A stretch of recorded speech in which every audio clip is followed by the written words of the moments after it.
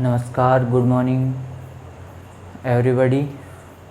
जैसा कि आप लोग जानते ही हो कि आपकी स्टडी जारी रखने के लिए हम भी अथक प्रयास कर रहे हैं और आप भी अपनी स्टडी जारी रखने के लिए अथक प्रयास कर रहे हो। आप लोग जितनी मेहनत करोगे उतना ही आपको लाभ मिलने वाला है, ठीक है। इसके बाद में हम बात करते हैं जो आपका टॉपिक चल रहा था 12th क्लास का, जो एग्रीकल्चर का टॉपिक था। एग्रीकल्चर का जो अगला लेसन अपना 9वां लेसन था, उसके बारे में हम चर्चा कर रहे थे। आपकी इसी चर्चा को आगे बढ़ाते हुए हम अगला टॉपिक को ध्यान में रखते हुए, तो हमने क्या कर लिया था पिछले वीडियो में, पौधे लगाते समय सावधानी, पौधे लगाने की विधियाँ, और आपकी हो गई थी रेखांकन हो गया था आपका कंप्लीट। और इसके बाद में हमने पढ़ लिया था कि गड्ढे तैयार करना, गड्ढों की भराई। इसके बाद में हमने पढ़ लिया था कि आपके पौधे लगाने का समय हो गया था। समय के बाद में हमने पढ़ लिया था पौधे लगाना, प्लांटिंग की जो क्रिया होती है, अंतराल पढ़ लिया था। और उसके अंदर कुछ सावधानियाँ भी पढ़ी थी। क्या पढ़ी थी हमने? सावधानियाँ। अब हमने पौधा तो लगा दिया है, और पौधा लगाने के बाद में हम क्या करते हैं, उसकी देखभाल करते हैं। क्या करते हैं? देखभाल करते हैं। और देखभाल आपको पता ही है कि एक पौधे की देखभाल आपको कैसे करनी है, वो आप जानते हो। क्योंकि नहीं जानते तो मैं बता देता हूँ। एक छोटे बच्चे की जितनी देखभाल होती है उतनी देखभाल किसकी होती है? आपकी जो नवोदित पादप होता है उसकी भी उतनी देखभाल करनी पड़ती है। यदि इतनी देखभाल नहीं करते हैं तो पौधा क्या हो जाता है? आपका नष्ट हो जाता है। क्योंकि आपको पता है छोटे बच्चे होते हैं वो नाजुक होते हैं, और नाजुक होते हैं तो आपको पता है उनकी देखभाल भी हमें ज़्यादा करनी पड़ती है। जैसे ही बच्चे बड़े हो जाते हैं हम देखभाल करना बंद कर देते हैं, क्योंकि वो स्वयं केयर करने लग जाते हैं। तो जैसे ही पौधे बड़े हो जाते हैं हम ध्यान देना कम कर देते हैं, जबकि छोटे पौधे होते हैं उनके ऊपर हमें ध्यान ज़्यादा देना पड़ता है। तो देखो इसके अंदर पौधों की सामान्य देखभाल। क्या रे? कौन सी भाल? देखभाल।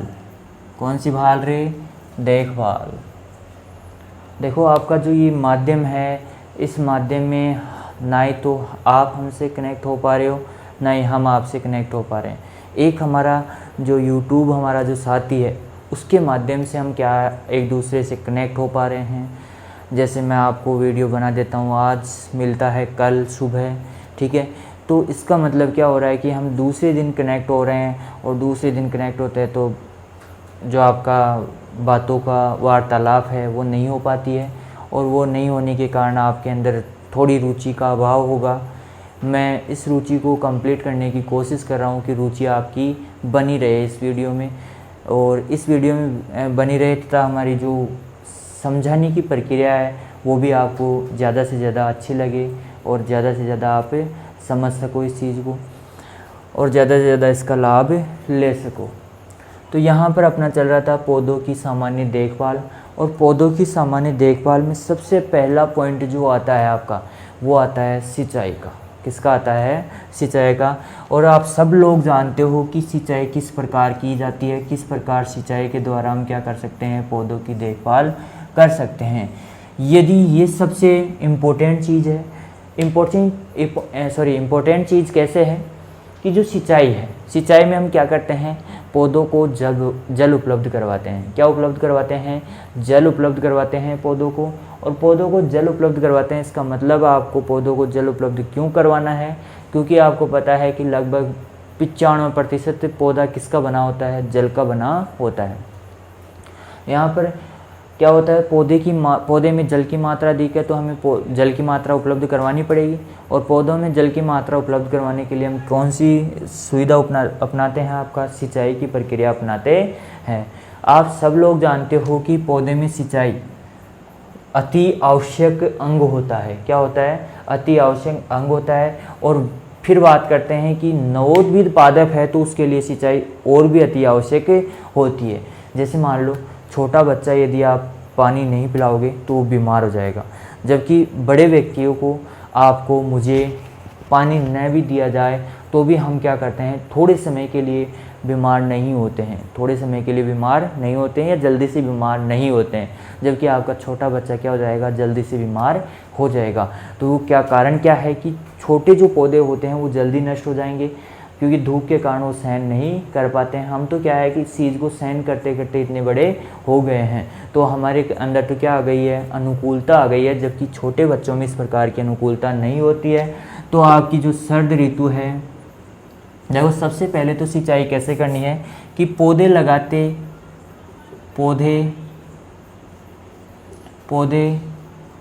लगाने के तुरंत बाद क्या करनी है, सिंचाई करनी है। क्या करें, तुरंत बाद सिंचाई करें। पहला काम तो ये हो गया सिंचाई का। फिर इसके बाद में यदि इसी के अंदर हम बात करें तो सर्दियों में, फिर इसके बाद में सर्दियों में क्या करते हैं, सिंचाई। सर्दियों में कैसे करते हैं, सर्दियों में सिंचाई 10 से 15 दिन के अंतराल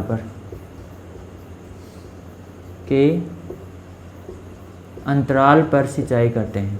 अंतराल पर क्या करते हैं, आपकी सिंचाई करते हैं। कितने दिन के अंतराल पर, 10 से 15 दिन के अंतराल पर। ये आप चाहे से आप नया पौधा लगा रहे हो या आपका पुराना पौधा हो, तो उसमें भी आपको क्या करनी है, सिंचाई की जो प्रक्रिया है वो कैसे रखनी है आपको। सर्द काल है या शीत ऋतु है तो उसमें आपको कितने दिनों के अंतराल पर क्या करनी है, सिंचाई करनी है। 10 से 15 दिनों के अंतराल पर सिंचाई करनी है। ये बात अलग है कि कुछ पौधे होते हैं जिनको जल की बहुत कम आवश्यकता होती है, तो उन्हें सिंचाई की इतनी आवश्यकता नहीं होती है, तो सर्दियों में कभी कभार सिंचाई ना भी करे तो भी उनके लिए काम चल जाता है। तो अपवाद होते हैं, तो हर जगह मिल जाएंगे आपको अपवाद की बात नहीं कर रहा, ऐसी विशेषताएं पाई जाती हैं उन पौधों में, ठीक है, तो जिस वजह से उन्हें सिंचाई की आवश्यकता ही नहीं पड़ती है। इसके बाद में यदि ग्रीष्म ऋतु है, कौन सी ऋतु है, ग्रीष्म ऋतु है, ग्रीष्म ऋतु में सिंचाई। अब ग्रीष्म ऋतु में आपको पता है कि तापमान अधिक होता है। तापमान अधिक होने के कारण क्या होता है आपका कि जल का वाष्पोत्सर्जन ज़्यादा होता है। मृदा से भी जल वाष्पोत्सर्जन ज़्यादा होगा, पत्तियों के द्वारा भी वाष्पोत्सर्जन की क्रिया ज़्यादा होगी, और जो वाष्पीकरण की दर होती है वो ज़्यादा होने के कारण उसमें जल की आवश्यकता ज़्यादा पड़ती है। तो इसलिए आपको 7 से 10 दिन के अंतराल पर लगभग एक सप्ताह, औसतन एक सप्ताह के आसपास क्या करना है, 7 से 10 दिन के अंतराल पर क्या करनी है, आपको सिंचाई करनी है।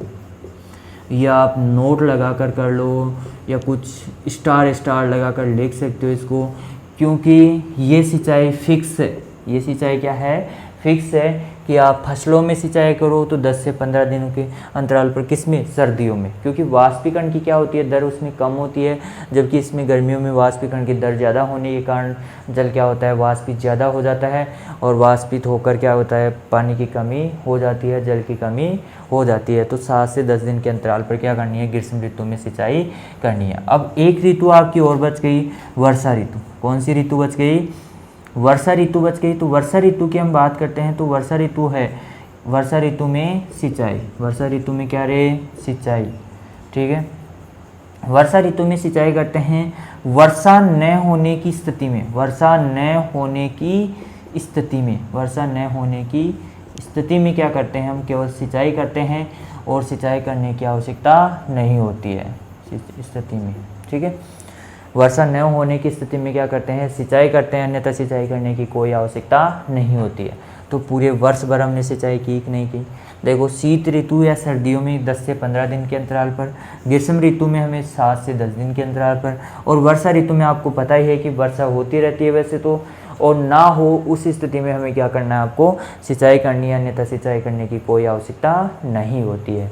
जैसे होते हैं कुछ लोग तो क्या करते हैं, वर्षा हो रही है फिर भी आप सिंचाई देते हैं, तो वो आपकी गलत चीज़ है। आपका पानी भी वेस्ट हो रहा है, आपके यंत्रों की घिसाई भी हो रही है, इसके साथ साथ आप क्या कर रहे हो, पौधे को नुकसान पहुंचाने की कोशिश भी कर रहे हो। वो अपने हिसाब से तो सोचते हैं कि पौधों को लाभ हो रहा होगा, लेकिन अति जल, देखो अति कोई भी चीज़ होती है, अति का मतलब ज़्यादा कोई भी चीज़ होती है तो वो हमेशा ही क्या होती है, हानिकारक होती है। तो इस हानिकारकता को दूर रखो आप कि वर्षा ऋतु में आपको सिंचाई करने की कोई आवश्यकता नहीं होती है, ठीक है। ये तो हो गई आपकी सिंचाई की बात। किसकी बात हो गई? सिंचाई की बात हो गई। ये आपने क्या कर ली? सिंचाई कर ली। सिंचाई के बाद में आता है आपका खरपतवार नियंत्रण। किसका नियंत्रण? खरपतवार नियंत्रण।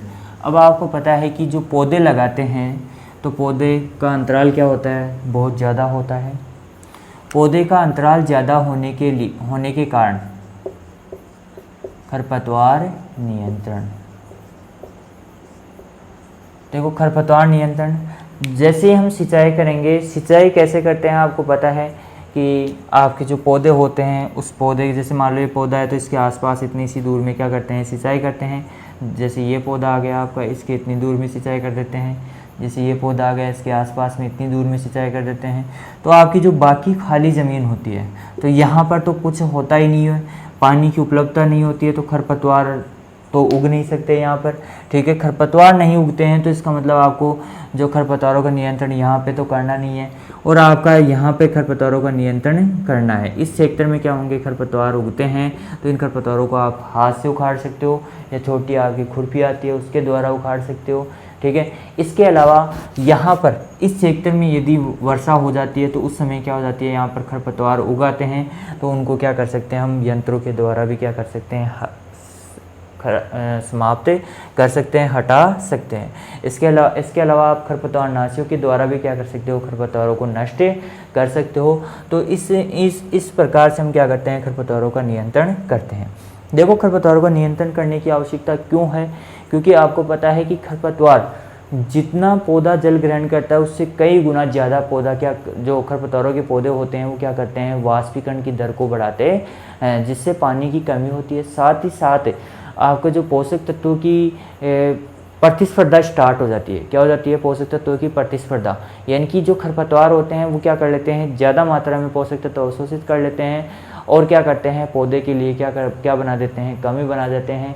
तो इस वजह से खरपतवारों से क्या होती है? पौधों को हानि होती है। और आपको पता ही है कि यदि इस सेक्टर में खरपतवारों की संख्या ज़्यादा होगी तो कीट पतंगों को बढ़ावा ज़्यादा मिलेगा, जिससे पौधे को उस प्रकार से भी क्या होता है? कीट पतंगों से भी क्या होती है? पौधे को हानि होती है। तो यहाँ पर आपके सामने ये समस्याएं क्लियर हुई कि नहीं हुई? खरपतवार नियंत्रण की चीज़ समझ में आई कि नहीं आई? ठीक है, अब देखो यहाँ पर खरपतवार नियंत्रण कंप्लीट हो गया। इसके बाद में आपको पता है कि जो पौधे होते हैं, हम पौधे लगाते हैं तो आपकी जो फसलें होती हैं उनमें तो क्या होता है? 6 महीने की फसल होती है। उसमें शुरुआत में हम खाद और उर्वरक दे देते हैं तथा सिंचाई के साथ भी हम क्या कर सकते हैं? उसमें नाइट्रोजन यूरिया का छिड़काव कर सकते हैं, फर्टिगेशन की क्रिया कर सकते हैं।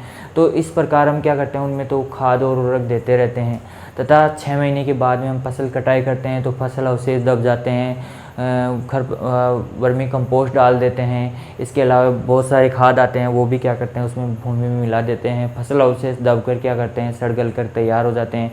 तो यहाँ पर ऐसी क्रिया नहीं होती है। हम क्या करते हैं? पौधे को एक बार लगा देते हैं, कुछ वर्षों के लिए वो स्थापित हो जाता है स्थायी रूप से, तो उसमें खाद और उर्वरक देना पड़ता है। खाद व उर्वरक, खाद व उर्वरक। देखो खाद व उर्वरक की प्रक्रिया हमें क्या करनी है कि वर्ष में एक बार खाद और उर्वरक देना पड़ता है इसमें पौधों के अंदर। तो खाद और उर्वरक देने के लिए हम क्या कर सकते हैं? नाली विधि का भी प्रयोग कर सकते हैं। जैसे ये पौधा है, इसके चारों तरफ नाली बना लेते हैं, इनकी खाई खोद लेते हैं, उसमें खाद और मिश्रण, खाद का मिश्रण, आपके नाइट्रोजन फास्फोरस आदि का मिश्रण बनाकर क्या कर देते हैं? इसमें भर देते हैं और वापस से मिट्टी डाल देते हैं। ठीक है, तो इस प्रकार से हम खाद और उर्वरक जड़ों के पास पहुंचा सकते हैं। ठीक है, और वर्ष में कितनी बार देना पड़ता है? वर्ष में एक बार। एक बार क्या करना है? खाद और उर्वरक का प्रयोग करते हैं।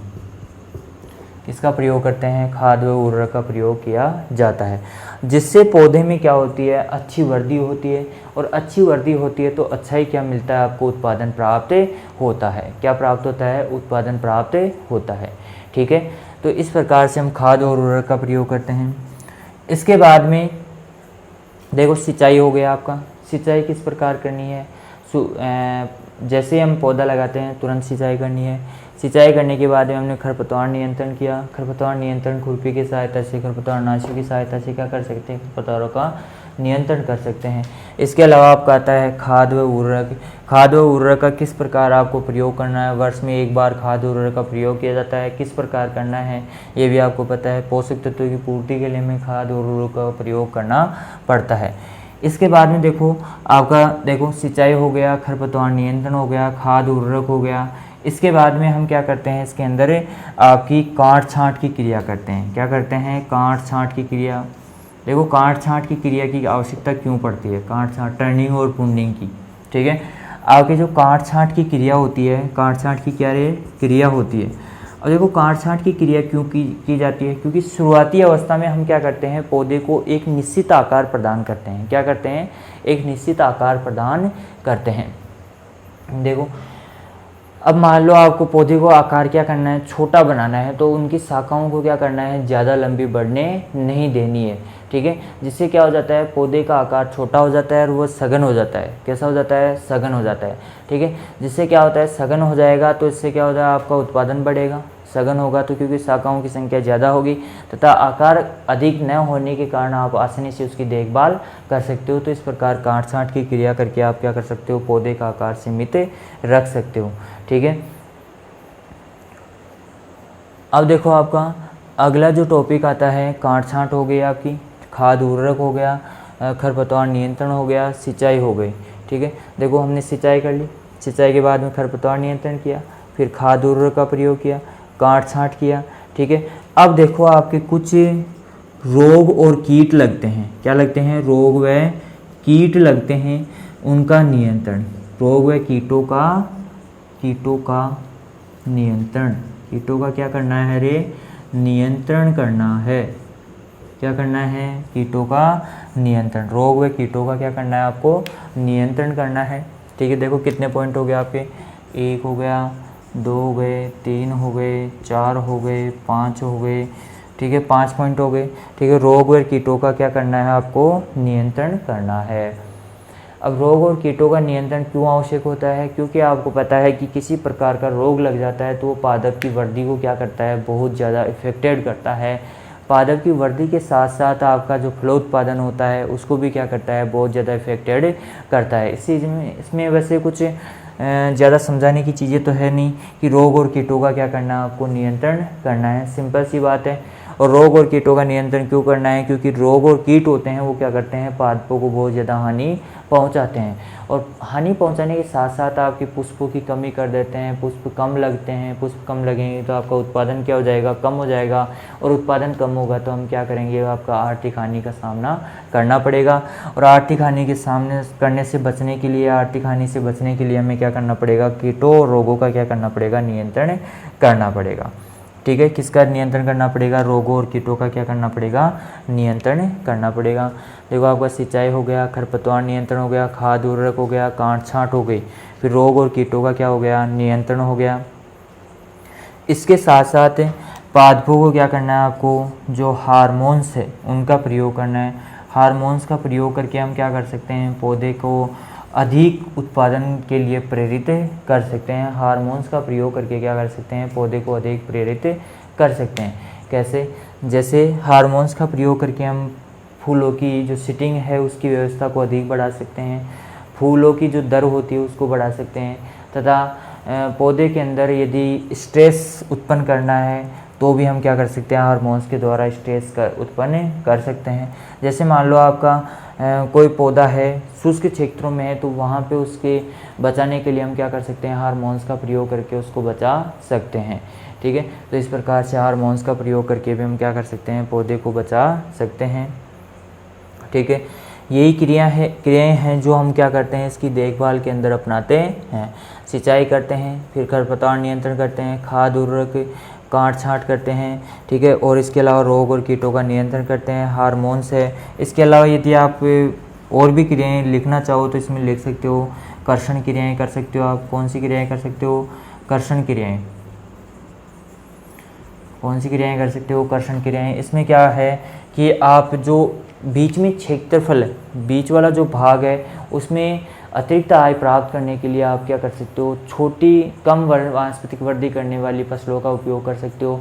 दलहनी कुल की जो फसलें हैं उनका उपयोग कर सकते हो, ठीक है। इसी प्रकार आपकी जो कम वानस्पतिक वृद्धि करने वाली फसलें होती हैं उनका भी आप प्रयोग करके क्या कर सकते हो, इसमें शुरुआती अवस्था में आर्थिक लाभ कमा सकते हो, ठीक है। तो इस प्रकार की जो क्रियाएँ होती हैं उनके द्वारा आप क्या कर सकते हो, इसकी देखभाल कर सकते हो और देखभाल करके आप पौधे को अच्छा स्वस्थ बना सकते हो, अच्छी वृद्धि करवा सकते हो उसकी, ठीक है।